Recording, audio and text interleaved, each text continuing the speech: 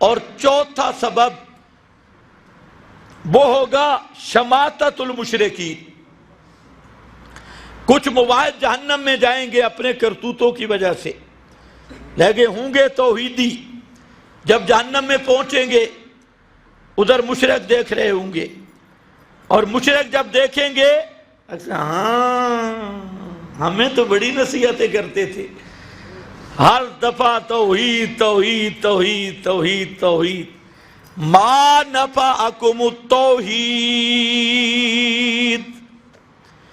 ما نفعکم التوحید.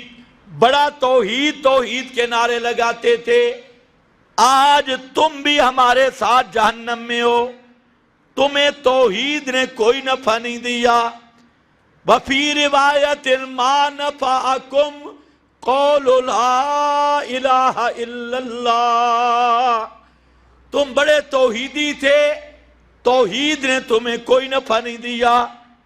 ہم دنیا میں تو مزے کر کے آئے، 11ویں 12ویں اتنے بوٹیاں کھا کے آئے.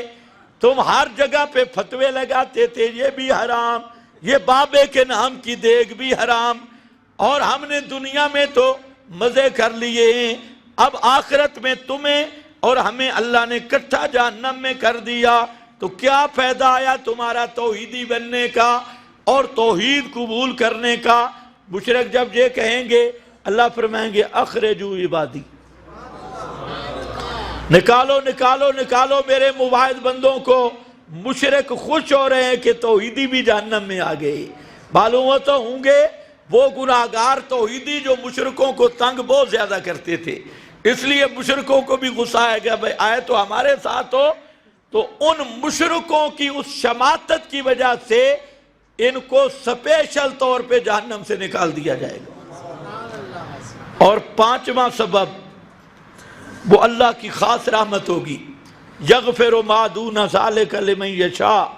یہ وہ رحمت ہوگی کہ اللہ جب شفاعت الشافعین بھی ہو جائے گی اور سزا بھگت کے بھی لوگ جنت میں پہنچ چکے ہوں گے، تو اللہ فرمائیں گے اب میری باری ہے اور وہ ہے میری خاص رحمت.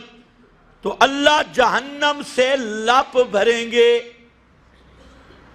لپ سمجھتے ہو؟ لپ بھریں گے اپنے ہاتھوں سے، اور اللہ کے ہاتھ بھی کما جلی کو بے شانی.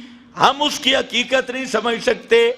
جہنم سے لپیں بھر کر وہ موحدین ان کو اللہ جہنم سے باہر نکالیں گے، اور وہ لپیں اللہ کی شان کے مطابق. تو کوئی بھی ایک بھی توحیدی جہنم میں نہیں رہے گا، سب کو اللہ جنت میں لے جائیں گے.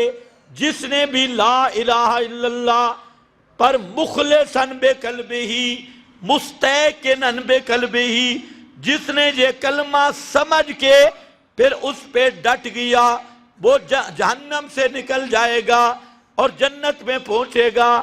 اب صرف اور صرف جہنم میں مشرک رہ جائیں گے.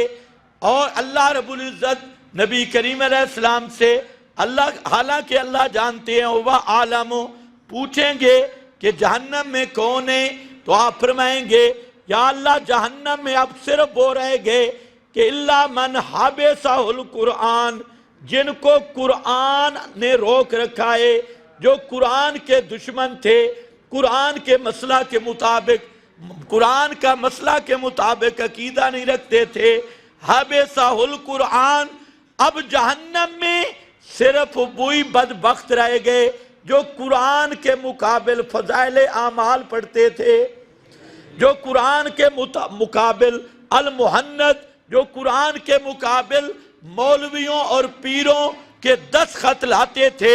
صرف وہی لانتی جہنم میں بچ گئے جن کو قرآن نہیں آنے دیتا.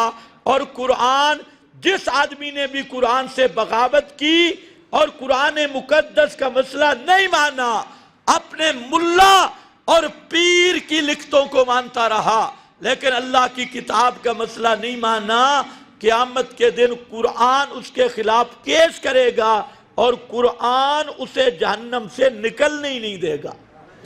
القرآن حجت اللہ کا او علیہ. تو 5 سبب ہیں کس کے؟ اللہ کی مغفرت کے، اللہ کی بخشش کے، اور ایک گناہ نہیں معاف ہوگا۔ ان اللہ لا یغفر ان یشرک بہ ویغفر ما دون ذلک لمن یشاء۔